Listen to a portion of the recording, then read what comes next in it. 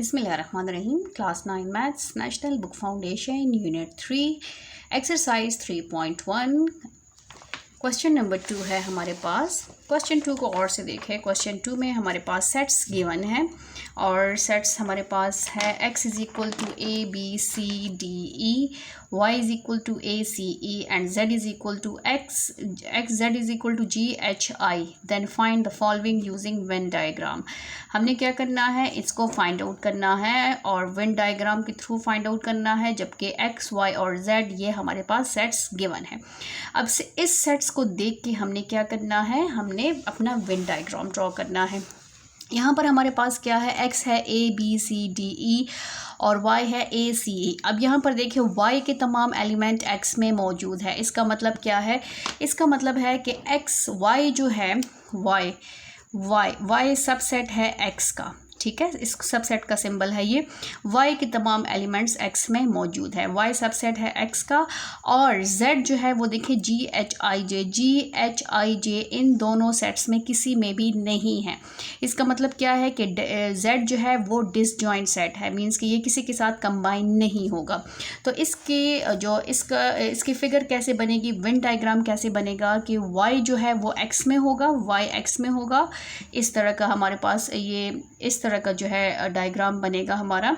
y जो है वो x में होगा क्योंकि x बड़ा सेट है, y स्मॉल है, y सबसेट है x का। y के तमाम एलिमेंट्स x में मौजूद है तो पूरा y जो है वो x में होगा और z जो है वो डिसजॉइंट सेट होगा, ठीक है। अब हमने क्या करना है, इसको शेड करना है। वेन डायग्राम हमने ड्रॉ किए हैं। अब इसके हमने अल्फ़ाबेट्स लिखने हैं। अल्फ़ाबेट्स कैसे लिखने हैं कि y में हमारे पास क्या है, a c e। y में हमारे पास है a c और e, ये हमारे पास सेट y है। और x में हमारे पास क्या है, ये कैपिटल x है। x में हमारे पास है a ऑलरेडी हो चुका है, क्या रह गया है, b रह गया है। c ऑलरेडी हो चुका है, क्या रह गया है, d। और e ऑलरेडी हो चुका है। 1 2 3 4 5 1 2 3 4 5 एलिमेंट्स हो गए, ठीक है। क्योंकि ऑलरेडी y x में मौजूद है इसलिए हर एलिमेंट को हमने एक दफ़ा शो करना है, 2 टाइम्स नहीं करेंगे। अब z के एलिमेंट्स क्या है, z हमारे पास है g h i and j, ये हमारे पास सेट z है, ठीक है। अब हमने क्या करना है, हमने फाइंड आउट करना है x union y union z। यहाँ क्वेश्चन में जितने भी पार्ट्स गिवन है क्वेश्चन 2 के, ये सारे पार्ट्स हमने फाइंड आउट करने हैं। फिगर इसकी एक ही बनेगी क्योंकि जो गिवन सेट्स हैं इसके मुताबिक हमने वेन डायग्राम ड्रॉ करना है। और वेन डायग्राम जो है इसका एक ही वेन डायग्राम बनेगा, मीन्स उसकी शेप एक ही होगी। बाकी हमने क्वेश्चन के मुताबिक इसकी शेडिंग करनी है। अब फर्स्ट पार्ट है हमारे पास x union y union z। सबसे पहले ब्रैकेट को सॉल्व करेंगे, x यूनियन y। अब x हमारे पास ये है और y हमारे पास ये है, तो हमने क्या करना है, हमने इसको शेड करना है। तो मैं इसको कलर कर लेती हूँ, ये पर्पल कलर से इसकी लाइंस ड्रॉ कर देती हूँ, ठीक है। आप पेन से भी कर सकते हैं, पेंसिल से भी कर सकते हैं, कलर से भी कर सकते हैं, आपकी मर्ज़ी है। कलर करना चाहते हैं या लाइंस लगाना चाहते हैं, जिससे भी आप करें। तो ये मेरे पास x यूनियन y जो है वो मेरे पास क्या आया है, x यूनियन y मेरे पास है, उसमें मैंने पर्पल कलर यूज़ किया है और लाइंस की ये डायरेक्शन यूज़ की है। x यूनियन y सॉल्व हो गया। अब यूनियन z, अब मैंने क्या करना है, इसका और इसका यूनियन लेना है। यूनियन मीन्स क्या है हमारे पास, कंबाइन करना। अब इसको मैंने कंबाइन करना है, इसका यूनियन लेना है, इकट्ठा करना है इसको। तो मेरे पास यूनियन ये हो गया है, ये हो गया मेरे पास z, ठीक है। x यूनियन y, इसका हमने यूनियन लिया और फिर इसके साथ मैंने यूनियन लेना है। तो ये मेरे पास पूरा जो आंसर है वो ग्रीन कलर का होगा सारा। तो मेरे पास आंसर क्या आया है, x union y union z का जो आंसर आया है वो 2 शेप्स में हमने इसको शेड करना है। एक तो मेरे पास ये पर्पल कलर का ये वाली लाइंस हैं और साथ में मेरे पास ग्रीन्स लाइन से शो होगा, ये भी है। और साथ में ये वाली लाइंस भी जो हैं ये यूनियन को शो कर रही हैं। तो ये मेरा फाइनल आंसर है। यूनियन में हमेशा याद रखें कि सारे फिगर्स जो हैं अगर सारे यूनियन है तो पूरे सर्कल्स जो हैं जितने भी सेट्स हैं होंगे वो शेडेड शेड होंगे। ठीक है, बस कलर्स का अपने ख्याल रखना है और लाइंस का ख्याल रखना है। नेक्स्ट पार्ट पे आते हैं, इसी का पार्ट 2 है हमारे पास, वो है x union y union z। हमने क्या करना है, हमने सबसे पहले ब्रैकेट को सॉल्व करना है। ब्रैकेट में हमारे पास क्या है, y यूनियन z, y और z का हमने यूनियन लेना है।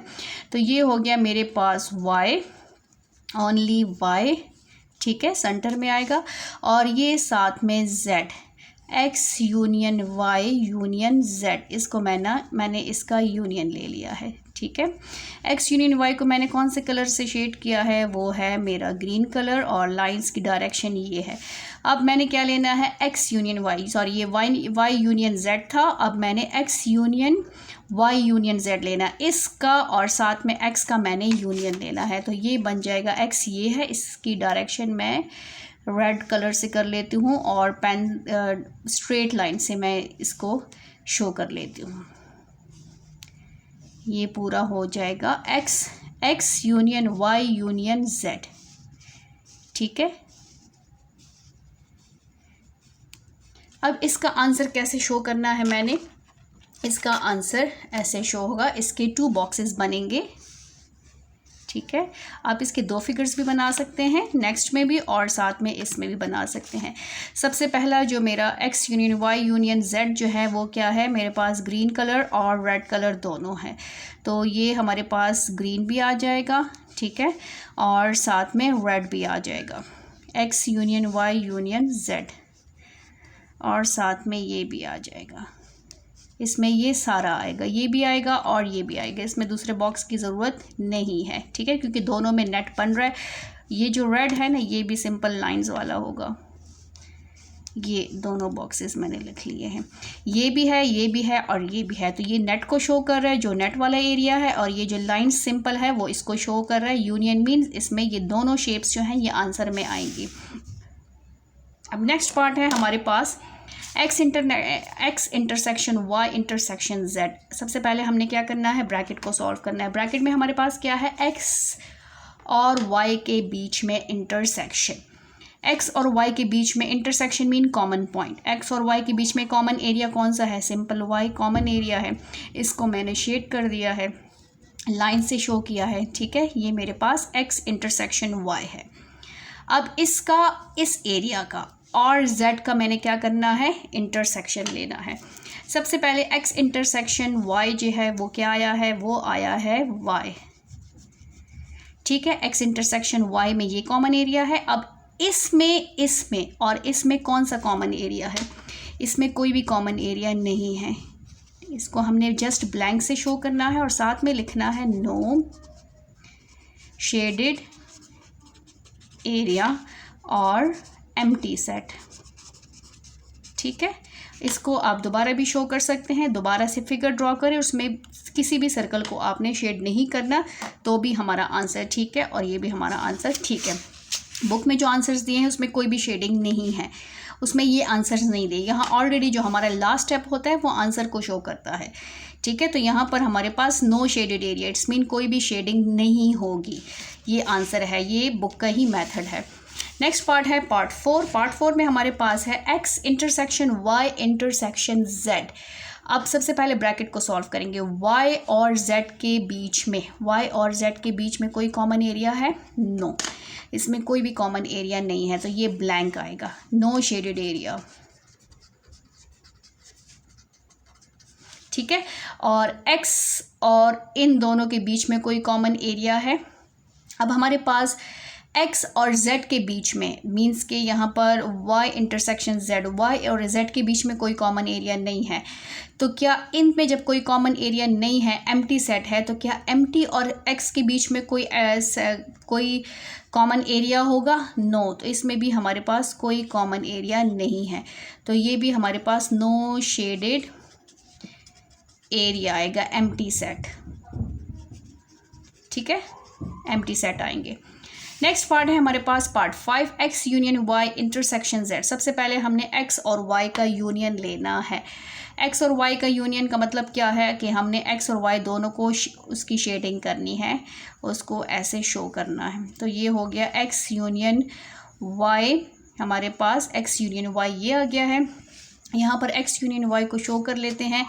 x यूनियन y हमारे पास है ये वाली लाइंस, ठीक है।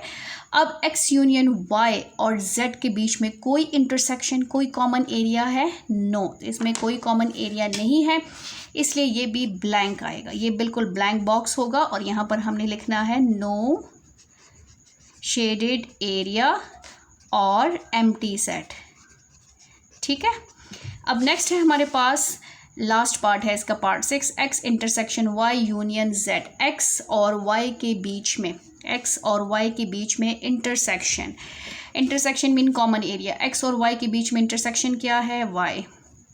ये हमारे पास x और y के बीच में इंटरसेक्शन पॉइंट है। यहाँ पर मैंने इसको ऐसे शो कर दिया है। अब इसका और z का हमने क्या लेना है? यूनियन लेना है। x और y का इंटरसेक्शन पॉइंट ये है। अब इसका और z का हमने यूनियन लेना है, तो यूनियन मीन्स क्या है? इकट्ठा करना, तो इसको हम ऐसे शो कर लेंगे, ठीक है।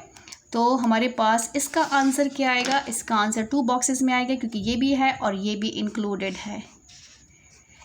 यहाँ पर हमने रेड से भी शो करना है और इस लाइंस को भी ऐसे शो करेंगे, क्योंकि इन दोनों को हमने यूनियन लेना है। यहाँ पर ग्रीन लाइंस भी आएंगे और साथ में रेड भी आएंगे। ये भी इंक्लूडेड है और ये भी इंक्लूडेड है। सबसे पहले हमने x इंटरसेक्शन y लिया, जो कि ग्रीन लाइन को शो करता है। फिर x इंटरसेक्शन y और z के बीच में हमने यूनियन लिया है, तो यूनियन हमने रेड लाइन से लिया है, तो इसलिए रेड लाइंस यहाँ पर भी आएंगी और यहाँ पर भी आएंगी, ठीक है। तो जब हमने यहाँ पर ड्रॉ की, तो ये दोनों जो है रेड लाइंस जो हैं, ये किसको शो कर रहे हैं? ये आंसर को शो कर रहे हैं। तो ये था हमारा क्वेश्चन नंबर 2। थैंक यू, अल्लाह हाफिज़।